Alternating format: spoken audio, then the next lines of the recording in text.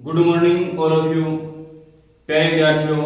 हमने पिछले वीडियो में दो रेखीय समीकरणों का ग्राफ बनाया था और ग्राफ के बारे में सीखा था किस प्रकार से ग्राफ बनता है। आज हम दो रेखीय समीकरणों को गुणांकों के संबंध के आधार पर उसकी हल की प्रकृति जानेंगे। दो रेखीय समीकरणों क्या है, गुणांकों में संबंध के आधार पर उसकी हल की प्रकृति जानेंगे। हमारे पास देखो दो रेखा युग्म है। पहली क्या है, a1x plus b1y plus c1 बराबर 0 और दूसरा क्या है a2x plus b2y plus c2 बराबर 0। यहां पर देखो समीकरण एक में क्या है कि ये जो a1 है ये x का गुणांक है, ये b1 है ये y का गुणांक है और ये c1 है ये क्या है अचर पद है। तो देखो ये a1 b1 c1 तो क्या है अचर है और x y क्या है दोनों चर है। और समीकरण 2 में देखो a2 है ये x का गुणांक है, b2 है ये y का गुणांक है और ये c2 है ये अचर पद है। तो एक अचर पद है और दो क्या है ये चर है x और y। तो a2 b2 c2 a1 b1 c1 ये सभी क्या है अचर पद हैं, इसमें अचर हैं। तो इनमें हम इनके हल की प्रकृति जानेंगे इनमें संबंध के आधार पर। देखो कैसे, कोई भी दो रेखाएं होती हैं वो तीन प्रकार से हो सकती हैं। एक तो वो एक दूसरे को क्या कर सकती हैं प्रतिच्छेद कर सकती हैं एक बिंदु पर, या फिर वो एक दूसरे की क्या हो सकती हैं समांतर हो सकती हैं, या फिर वो एक दूसरे की क्या हो सकती हैं संपाती हो सकती हैं। तो देखो कि कोई दो रेखाएं हैं वो किस प्रकार से हो सकती हैं। नंबर एक तो है प्रतिच्छेदी, वो एक दूसरे को क्या कर सकती हैं प्रतिच्छेद कर सकती हैं। कोई भी दो रेखाएं हैं वो एक दूसरे को क्या कर सकती हैं प्रतिच्छेद कर सकती हैं, या फिर वो एक दूसरे के क्या हो सकती हैं समांतर हो सकती हैं, समांतर हो सकती हैं, या फिर वो एक दूसरे के क्या हो सकती हैं संपाती। पहले तो हम इनके बारे में जानेंगे कि प्रतिच्छेदी रेखाएं किस प्रकार से होंगी, समांतर रेखाएं किस प्रकार से होंगी और संपाती रेखाएं हैं वो किस प्रकार से होंगी।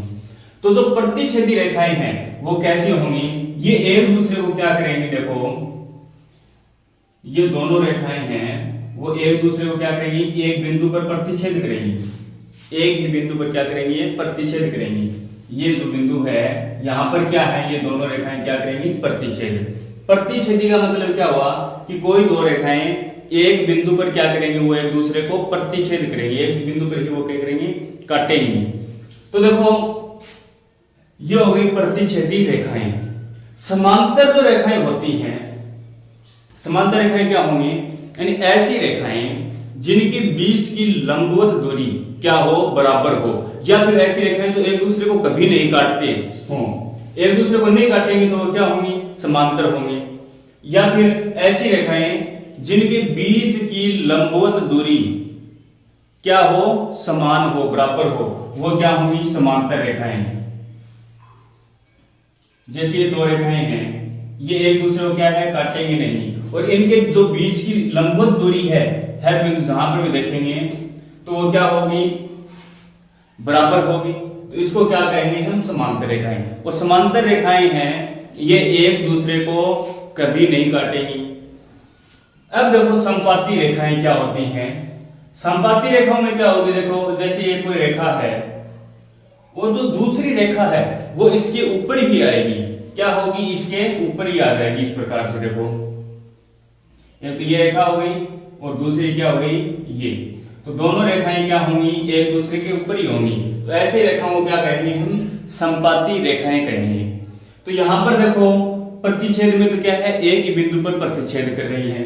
समांतर रेखाओं में ये एक दूसरे को प्रतिच्छेद करेंगी नहीं, एक दूसरे को कभी भी नहीं काटेंगे। और संपाती हैं ये क्या होंगे, देखो एक रेखा है जो दूसरी रेखा है वो इसके ऊपर ही आएगी, तो ये क्या हो गई संपाती रेखाएं।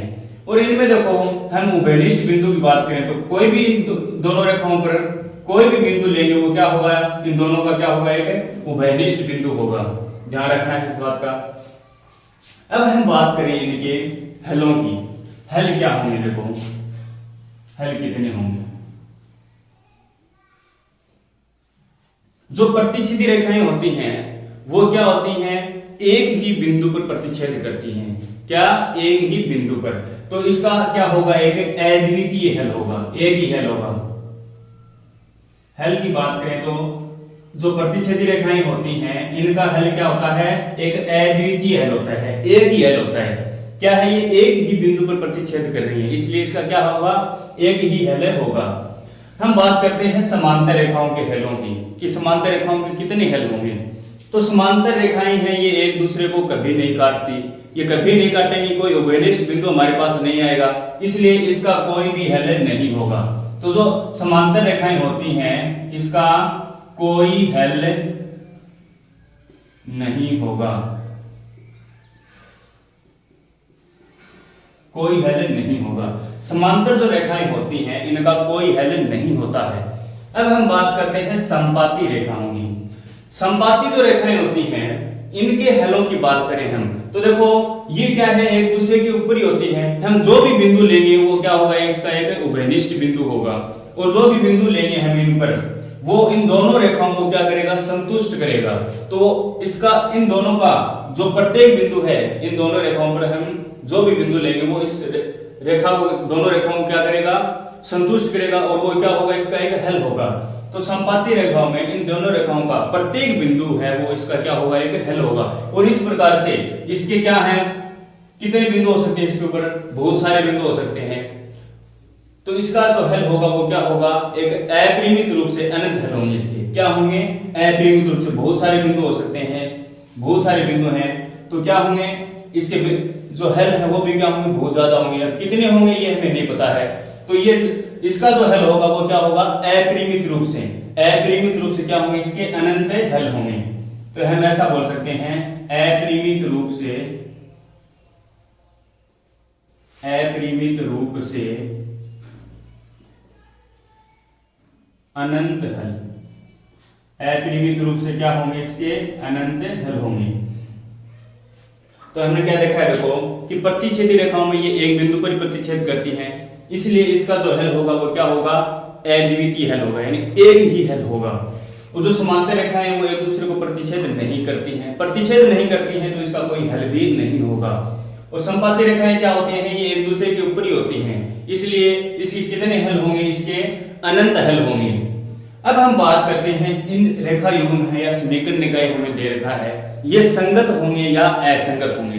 तो देखो कोई भी दो रेखा युग्म है वो संगत कब होते हैं, जब उनका कम से कम क्या हो, एक हल हो, वो तो क्या होते हैं, संगत होते हैं। और जिसका कोई हल नहीं होता वो क्या होते हैं, असंगत होते हैं। यानी ऐसे रेखा युग्म जिसका कम से कम एक हल हो वो तो क्या होते हैं, संगत होते हैं, और जिसका कोई हल नहीं होता वो असंगत होते हैं।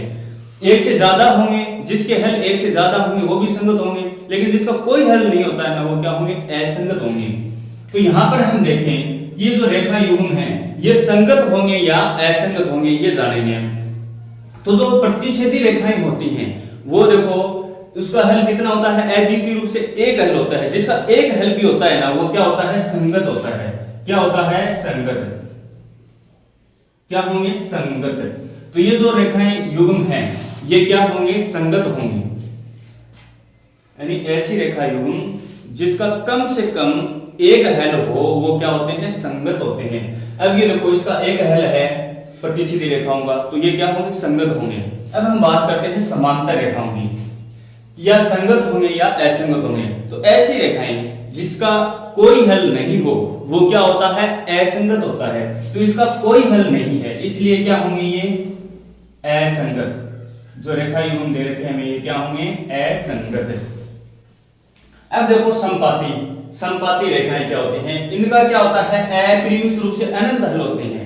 संपाती जो रेखाएं होती हैं उनके अनंत हल होते हैं। अब देखो एक से तो क्या है, ये ज्यादा है, एक या देखो एक या एक से ज्यादा जितने भी हल हो वो क्या होते हैं, संगत होते हैं। तो इसके हल हैं, तो क्या हो गया, जो संपाती रेखाएं हैं वो क्या होंगी, संगत होंगी। क्या होंगी, संगत। जिसका कोई हल नहीं होता वो होता है असंगत, और जिसका हल होता है वो क्या होते हैं, संगत होते हैं। तो इसमें प्रतिच्छेदी रेखाएं और समांतर जो प्रतिच्छेदी रेखाएं और संपाती जो रेखाएं हैं ये तो क्या होंगी, संगत होंगी, और जो समांतर है ये क्या होंगी, असंगत होंगी। और जो प्रतिच्छेदी रेखाएं हैं इसका अद्वितीय रूप से एक हल होता है, समांतर रेखाओं का कोई हल नहीं होगा, और संपाती जो रेखाएं दे रखी हैं ये क्या होंगी, इनका जो हल है वो अपरिमित रूप से अनंत हल होंगे। अब हम देखो हमने हमारा जो टॉपिक है ये हमने जाना है प्रतिच्छेदी रेखा, समांतर रेखा और संपाती रेखाओं के बारे में और इनके हल की प्रकृति के बारे में। हमारा जो टॉपिक है वो है कि रेखिक युग्म समीकरणों की गुणांकों में संबंध के आधार पर प्रकृति। अब देखो जो प्रतिच्छेदी रेखाएं होती हैं तो उनमें जो हमारे जो गुणांक दे रखे हैं x और y के, उनमें क्या संबंध होगा, और समांतर जो रेखाएं हैं उनमें इनका जो संबंध है वो कैसे होगा, और संपाती रेखाओं में कैसे होगा। तो हमारे पास देखो ये यहाँ समीकरण 1 में x का गुणांक क्या है, a1 है, y का गुणांक b1 है और अचर पद क्या है, c1 है। और समीकरण 2 में क्या है कि x का गुणांक a2 है, y का गुणांक b2 है और अचर पद क्या दे रखा है हमें, c2। तो इनमें हम संबंध देखें तो ऐसा कौन सा संबंध होगा जिनमें प्रतिच्छेदी, समांतर और ये संपाती रेखाएं होंगी। तो देखो प्रतिच्छेदी जो रेखाएं होती हैं उनमें क्या होगा कि जो a1 और a2 है, a1 बट्टा a2, हमारे पास दो अचर पद हैं समीकरण 1 में तो क्या है a1 और 2 में क्या है a2। इनका जो अनुपात है a1 बट्टे a2 यानी a1 और a2 का जो अनुपात है ये बराबर नहीं होना चाहिए, बराबर नहीं होना चाहिए। किसके अनुपात के, b1 बट्टे b2 के, b1 बट्टे b2 के। यदि ये बराबर नहीं है, कहने का मतलब क्या हुआ कि a1 और a2 का जो अनुपात है और ये बराबर नहीं होना चाहिए, किसके अनुपात के, b1 और b2 के अनुपात के, यानी b1 बट्टा b2 के बराबर ये नहीं होने चाहिए। यदि ऐसा है इस प्रकार से तो हमारा जो समीकरण निकाय है उसका क्या होगा, अद्वितीय हल होगा और वो क्या होगा, संगत होगा। और जो रेखाएं होंगी वो क्या होंगी, प्रतिच्छेदी रेखाएं होंगी। अब हम बात करते हैं समांतर रेखाओं में गुणांकों में जो संबंध है वो किस प्रकार से होगा। तो समांतर रेखाओं में क्या होगा कि ये जो a1 बट्टा a2 है, यानी a1 और a2 का जो अनुपात है ये बराबर होगा, किसके बराबर होगा, ये b1 बट्टे b2। a1 बट्टा a2, a1 और a2 का जो अनुपात है वो b1 और b2 के बराबर होगा। लेकिन इनका दोनों का अनुपात है ये बराबर नहीं होगा, किसके बराबर नहीं होगा, इनका अनुपात है c1 बट्टा c2 के अनुपात के। हमारे देखो यहाँ पर a1 और a2, b1 और b2 का जो अनुपात है वो तो होगा बराबर, लेकिन जो अचर पद दे रखे हैं उनका जो अनुपात है वो ना ही तो a1 बट्टा a2 के बराबर होगा और ना ही b1 बट्टे b2 के बराबर होगा। तो इस प्रकार से जो गुणांकों में जो संबंध है, ये जो गुणांकों का संबंध है इस प्रकार से देखो a1 और a2 बराबर है b1 बट्टे b2 के, और ये दोनों बराबर नहीं है किसके, c1 बट्टे c2 के अचर पदों के गुणांक। तो ये क्या होगा, समांतर जो रेखाएं दे होंगी इस प्रकार से देखो जो संबंध है, संबंध वाली जो रेखाएं होंगी वो क्या होंगी, समांतर होंगी और इनका कोई हल नहीं होगा। हल की बात करें तो इनका कोई हल नहीं होगा। और जो समीकरण निकाय हैं हमारे दोनों वो क्या होंगे, असंगत होंगे। क्या होंगे, वो असंगत होंगे। अब हम बात करते हैं संपाती रेखाओं की। संपाती रेखाओं में गुणांकों का संबंध कैसा होता है, इसमें जो संबंध होता है वो इस प्रकार से होता है। देखो a1 बट्टे a2 बराबर b1 बट्टे b2 बराबर c1 बट्टे c2, यानी कि तीनों का जो अनुपात है a1 बट्टे a2, b1 बट्टे b2 और c1 बट्टे c2, इन तीनों का अनुपात है वो क्या होगा, बराबर होगा।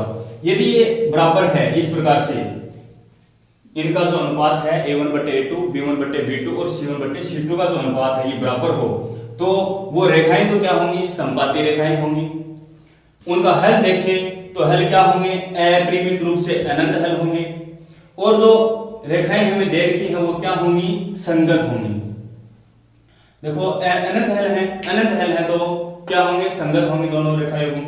और इसमें अब देखो कि जो प्रतिच्छेदी रेखाएं हैं इसका हल है वो अद्वितीय हल होता है, और तो जिसका अद्वितीय यानी कम से कम एक हल हो वो क्या होंगे, संगत होंगे।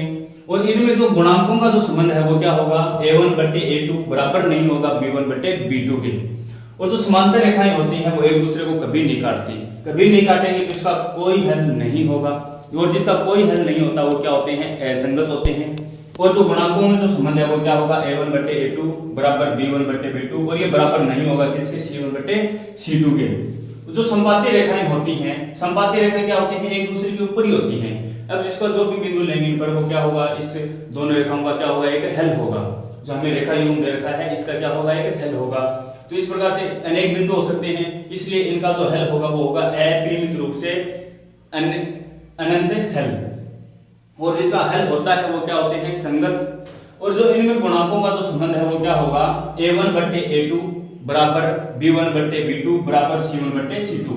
तो ये इस प्रकार से हमने क्या पढ़ा आज, जो रैखिक युग्म है, जो रैखिक युग्म समीकरण है, उनको गुणांकों में संबंध के आधार पर उनकी क्या जानी है, हमने प्रकृति जानी है कि किस प्रकार से इनके हल होंगे, कौन सी समांतर रेखाएं होती हैं, कौन सी प्रतिच्छेदी रेखाएं होती हैं, कौन सी संपाती रेखाएं होती हैं, और उनके कितने हल होते हैं, संगत होते हैं, असंगत होते हैं, उनको गुणांकों का संबंध कैसा होता है। और आगे हम इनके प्रश्नों के बारे में जानकारी लेंगे कि इनके जो प्रश्न है वो किस प्रकार से पूछे जाते हैं। आज के लिए हमारा टॉपिक इतना ही।